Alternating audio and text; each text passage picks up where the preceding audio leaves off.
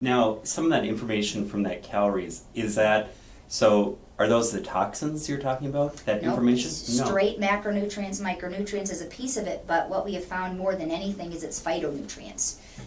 They used to think that all that mattered was, was it a carb, fat, and a protein? How many calories are you taking in and how many calories are you burning? Well, the largest signaling they have now found to our genes and our metabolism is what's found in the phytonutrients, and the phytonutrients are those things that make our foods colorful. So when you look at phytonutrients and what's now called the phytonutrient spectrum or the phytonutrient index, every single color family of foods, when we're looking at our fruits and our vegetables, our legumes and our seeds and our oils, the whole spectrum of color actually dictates what specific chemical compounds are in those foods. And we've now found there's more than 10,000 phytonutrients contained in the dietary choices, and your phytonutrients talk to your genes that speak to your genetics. So if you're not getting a rainbow diet in every day, if you're not pulling in reds, orange, yellows, greens, and something from that blue-purple family, you're not getting enough of the right balance to actually drive detox function, to support antioxidants in the body, and therefore we're all getting toxins. I mean, you could even eat a clean diet, but we live in a toxic world. Right. So it's a balance between being able to handle the toxic load with how many phytonutrients you bring into the body. So it's sort of like a teeter-totter. And then all of that is based on your genetic makeup. There are certain patients who do not genetically have the ability to make enzymes via the liver and within their various different cells in their tissues, so they can handle, properly package, clear, and eliminate the various different toxin families that we're exposed to today. And those patients, it's very interesting, there's a huge association in the last 15 years within the medical literature showing that patients who are exposed to environmental toxins are gaining body fat at a much more rapid rate and have an increased accelerated link to diabetes.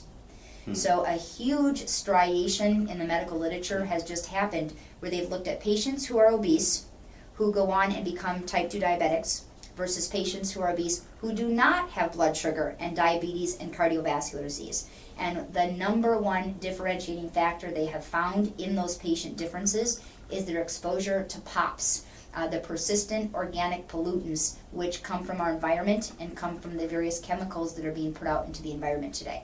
So if you are overweight with chemical exposure, you're on an accelerated path towards type 2 diabetes.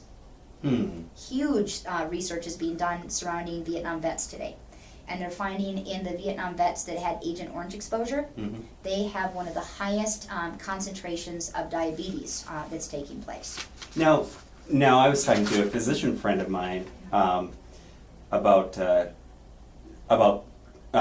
nutritional cleansing, and his comment was that the idea of cleansing body of toxins has never made sense to me in a scientific view. The liver and colon, along with the kidneys, bowels, skin, lungs, are all organs of detoxification. Your body does an excellent job of it and has it at work 24 hours a day, 7 days a week. What's I think that the physician needs to read their own journals. Honestly, Yeah. it's the peer-reviewed journals that have actually taught us what we know about metabolic detoxification. Generic detoxification is happening in everyone. There's no question. A bowel that's constipated isn't properly eliminating waste, and that's an issue. Someone suffering from constipation is increasing endotoxicity. Kidney dysfunction is a lot less common. We just really don't see that as much. But what is accelerating at a rapid rate in the literature is understanding that in the liver alone and in our tissues, we have what are called cytochrome P450 enzymes. A drug can't be released into the market today unless they have tested it to know which pathway in the liver is clearing and breaking down that drug. We know a lot about the cytochrome P450 enzymes. These are the enzymes that take a chemical, a compound, or a hormone and transform it so that it then goes into this intermediate step, which needs to be removed through one of 6 major pathways in the liver. And so these are pathways called acetylation and glutathione and conjugation pathways that help us take our toxins, hormones, and chemicals, repackage them, and then send them out of the liver through the bile into the colon to be eliminated. There are now 58 different families of those enzymes that have been discovered, and within that story is where we're finding patient susceptibility. So there are certain patients who genetically are predisposed to, they do not have the capacity to make the detox enzymes, either adequately or efficiently. So that, say you have a high volume of exposure to a certain chemical, compound, or hormone, if you underproduce those enzymes, either in the liver or within the cells, you don't have the capacity to keep up with clearing that toxic load or that toxic exposure. So for example, if someone is a high caffeine drinker, they have a lot of caffeine every day, and they're a smoker, cigarette smoker.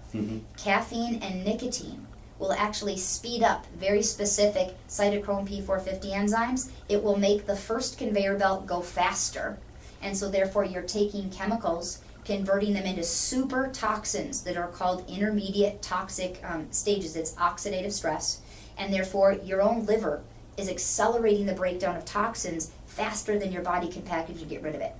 So what I would, well, it's my job. I teach physicians that topic.